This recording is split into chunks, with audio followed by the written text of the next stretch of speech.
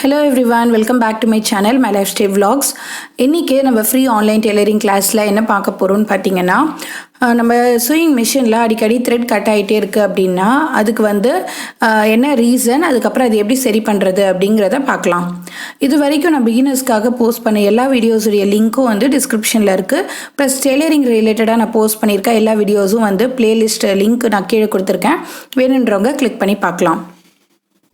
இதே மாதிரி நிறைய வீடியோஸ் பார்க்குறதுக்கு இந்த வீடியோ கீழே இருக்க ரெட் கலர் சப்ஸ்கிரைப் பட்டனை கிளிக் பண்ணிக்கோங்க.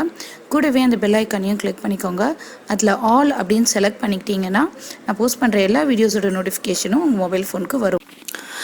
இன்றைக்கி பார்த்தீங்கன்னா நம்ம ஏன் த்ரெட் கட் ஆகுது அப்படிங்கிறதுக்கான சொல்யூஷன் மட்டும் பார்க்க போகிறோம். த்ரெட் ஒரே இடத்துல பஞ்சாக சிக்கிக்குது, அப்படி இல்லைன்னா ஸ்கிப் பண்ணி ஸ்டிச்சஸ் விழுது, அப்புறம் லூப் ஸ்டிச்சஸ் விழுது அப்படின்னா அதுக்கான சொல்யூஷன்ஸ் எல்லாமே வேறு. அதெல்லாம் நம்ம அப்கமிங் வீடியோஸில் பார்க்கலாம்.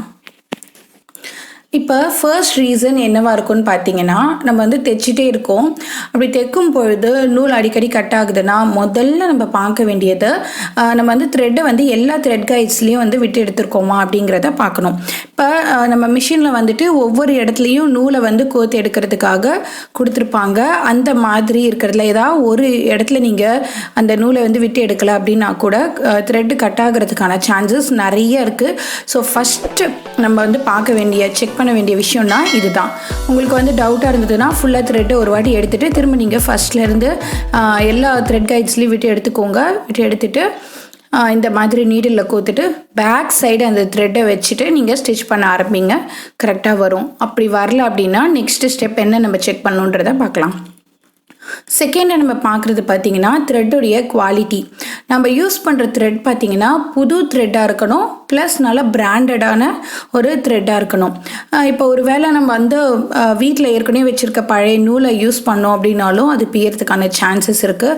இல்லை நம்ம கடைகளில் ஓல்டு ஸ்டாக்கை வச்சுருக்க ஏதாவது வாங்கிட்டோனாலும் ஈவன் அது பிராண்டடாக இருந்தால் கூட பிஞ்சு போகிறதுக்கான சான்சஸ் நிறையா இருக்குது. ஸோ அதனால் என்ன பண்ணுங்கள், நல்ல புது த்ரெட்டு பிராண்டட் த்ரெட்டை யூஸ் பண்ணுங்கள். தேர்ட் விஷயம் என்னன்னு பார்த்தீங்கன்னா, இப்போ நம்ம ஸ்டிச் பண்ணிகிட்டே இருக்கோம். நிறைய பேர் என்ன பண்ணுவாங்கன்னா அப்படியே அந்த நீடல் கிட்டக்கவே த்ரெட்டை கட் பண்ணிடுவாங்க. அந்த மாதிரி நம்ம செஞ்சோம் அப்படின்னா நெக்ஸ்ட் டைம் நம்ம திரும்ப கிளாத்தை வச்சு ஸ்டிச் பண்ணும்பொழுது பார்த்தீங்கன்னா அந்த த்ரெட் போயிடும். ஏன்னா நீடில் தாண்டி ஒரு சர்டன் த்ரெட் எக்ஸ்ட்ராவாக நம்ம விட்டு வைக்கணும். அப்படி நம்ம விட்டு வைக்காத பட்சத்தில் த்ரெட் மேலே ஏறிடும் மிஷின் சுற்றும் போது. இப்போ அது எப்படி கரெக்டாக பண்ணணும் அப்படின்னு பார்த்தீங்கன்னா, இந்த மாதிரி நம்ம தைச்சிட்டே வரோம் பாருங்கள். தைச்சி முடிக்கும்போது கிளாத் இல்லாமல் நீங்கள் அப்படியே தைச்சிட்டே நூலை கட் பண்ணாதீங்க. கிளாத் இல்லைன்னா ஃபுட்டை தூக்கிடுங்க. ப்ரெஷர் ஃபுட்டை தூக்கிட்டு நீடில் மேலே தூக்குன மாதிரி வச்சுட்டு நீங்கள் இழுத்தீங்கன்னா எவ்வளோ புல் பண்ணுறீங்களோ த்ரெட் அவ்வளோ வரும் வெளியே. அதை கிளாத் கிட்டக்க கட் பண்ணிக்கோங்க. கிளாத் கிட்டக்க த்ரெட் கட் பண்ணிட்டீங்கன்னா இந்த மாதிரி ஒரு போதுமான அளவுக்கு த்ரெட்டை பேக் சைடில் விட்டுக்கோங்க. ஸோ இதுவும் ஒரு முக்கியமான ரீசன். த்ரெட்டை குட்டி குட்டியாக கட் பண்ணிட்டோம் அப்படின்னாலும் நம்மளுக்கு நூல் அடிக்கடி போயிட்டே இருக்கும். இப்போ இந்த மாதிரி நிறைய த்ரெட் இருக்குன்னா அது அப்படியே அந்த பஞ்சான த்ரெட்டோடு சேர்த்து நீங்கள் அவசரமாக தைக்கிறோன்ற பேரில் கிளாத்தில் அப்படியே ஸ்டிச் பண்ணிகிட்டே வந்தோன்னா அது சிக்கலாகி கூட கட் ஆகிறதுக்கான சான்ஸ் இருக்குது. ஸோ நம்ம நீட்டாக எடுத்து இந்த மாதிரி பேக் சைடில் த்ரெட்டை விட்டுடணும். அதுவும் பார்த்தீங்கன்னா இதை நீங்கள் ஒரு அளவாக கூட வச்சுக்கலாம். பேக் சைடில் இவ்வளோ தூரத்துக்கு த்ரெட் இருந்தது அப்படின்னா தான் நம்மளுக்கு அடிக்கடி நூல் போகாமல் இருக்கும். அடுத்ததாக பார்த்தீங்கன்னா இப்போ இது வரைக்கும் நம்ம பார்த்த 3 ஸ்டெப்ஸ்லையுமே உங்களுக்கு சரி ஆகலை அப்படின்னா நம்ம செக் பண்ண வேண்டியது இந்த ஒரு ஸ்டெப்பு. இது நீடலுக்கு மேலே இருக்கும் இந்த டென்ஷன் டிஸ்க்குன்றது. இது இந்த ஒயிட் மிஷினில் இந்த வீல் மாதிரி இருக்குது, நம்பர்ஸ் போட்டிருக்கும். நம்மளுடைய நார்மல் பிளாக் மிஷினில் பார்த்தீங்கன்னா ஒரு ஸ்க்ரூ மாதிரி இருக்கும். இது நம்பர் கம்மியாக வைங்க, இல்லை அதிகமாக வச்சு பாருங்கள். அப்படி வச்சு பார்த்துட்டு த்ரெட்டை புல் பண்ணுங்கள்.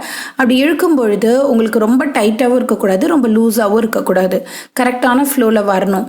ஒருவேளை உங்களுக்கு கரெக்டான ஃப்ளோவில் வருதா அப்படிங்கிறத உங்களுக்கு பார்க்க தெரியலன்னா நீங்கள் கீழே பாபின்லேருந்து வருது பாருங்கள், அந்த த்ரெட்டை புல் பண்ணி பாருங்கள்.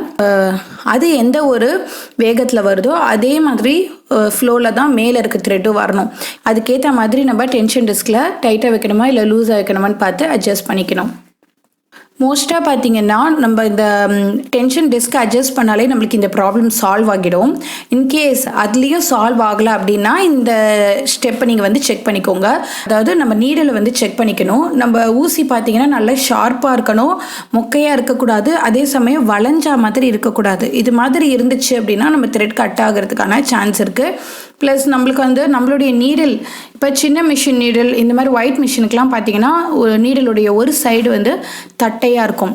அதை நம்ம நீடில் கிளாம்புடைய தட்டையான பகுதியோட கரெக்டாக வச்சு ஃபிக்ஸ் பண்ணிக்கணும். இந்த மாதிரியான ஒயிட் மிஷின்லலாம் பார்த்தீங்கன்னா இந்த நீடிலுடைய கண் வந்து நம்மளை ஃபேஸ் பண்ண மாதிரி இருக்கும். ஸோ அப்போ அதுக்கேற்ற மாதிரி நம்ம கரெக்டாக பார்த்து ஃபிக்ஸ் பண்ணிக்கணும். ஸோ அப்படி வைக்காமல் நம்ம கிராஸாக வச்சுட்டோம் அப்படின்னா நம்மளுக்கு நூல் கட் ஆகும். ஸோ கண்டிப்பாக நம்ம வந்து கரெக்டாக ஊசியை வந்து ஃபிக்ஸ் பண்ணிக்கணும் மிஷினோட. அப்படி ஃபிக்ஸ் பண்ணலை அப்படின்னா கண்டிப்பாக நம்மளுக்கு த்ரெட் கட் ஆகிட்டே தான் இருக்கும். அந்த நீடில் வந்து உள்ளே இன்சர்ட் பண்ணும்போதே பார்த்தீங்கன்னா அந்த நீடில் கிளாம்பில் கரெக்டாக போய் இடிக்கும். அந்த அளவுக்கு நல்லா உள்ளே தள்ளிட்டு அதுக்கப்புறம் ஸ்க்ரூ போட்டு டைட் பண்ணிக்கோங்க. சம்டைம்ஸ் பார்த்தீங்கன்னா இந்த ப்ரெஷர் ஃபுட்டுடைய நாப் வந்துட்டு நம்ம ஏதாவது ஒன்று பண்ணும்பொழுது அது கொஞ்சம் சேஞ்சஸ் ஆகியிருந்தது அப்படின்னா கூட நம்மளுக்கு இதுவாகும். அந்த நாப் வந்து ஃபுல்லாக ப்ரெஸ் ஆகியிருந்தால் ரொம்ப டைட் ஆகிடும். இல்லை ரொம்ப ஓப்பனில் இருந்தாலும் இந்த மாதிரி இப்போ நான் பண்ணி காட்டுறேன் பாருங்க, அவ்வளோ லூஸாக இருக்கும். ஸோ இது மீடியம் சைஸில் கரெக்டாக வச்சு விட்டுட்டோம் அப்படின்னா நம்மளுக்கு கரெக்டான அந்த ப்ரெஷர் ஃபுட் இருக்கும், கரெக்டான ப்ரெஷர் வந்து ஃபுட்டில் இருக்கும். ஸோ இதையும் ஒரு வாட்டி செக் பண்ணிக்கோங்க. நம்ம பார்த்த இந்த ஸ்டெப்ஸ் எல்லாம் நீங்களும் ட்ரை பண்ணி பாருங்கள். இதுலேயே நம்மளுக்கு இந்த த்ரெட் கட் ஆகிற ப்ராப்ளம் வந்து சால்வ் ஆகிடும். இந்த வீடியோ உங்கள் எல்லாருக்கும் பிடிச்சிருக்குன்னு நினைக்கிறேன். பிடிச்சிருந்ததுன்னா லைக் கொடுங்க, உங்கள் ஃப்ரெண்ட்ஸ் அண்ட் ஃபேமிலி கூட ஷேர் பண்ணுங்கள். இதே மாதிரி நிறைய வீடியோஸ் பார்க்குறதுக்கு நம்ம சேனலில் சப்ஸ்கிரைப் பண்ணுங்கள். ஃபேஸ்புக்கில் பார்க்குறவங்க லைக் அண்ட் ஃபாலோ பண்ணுங்கள். தேங்க்ஸ் ஃபார் வாட்சிங். Happy seeing.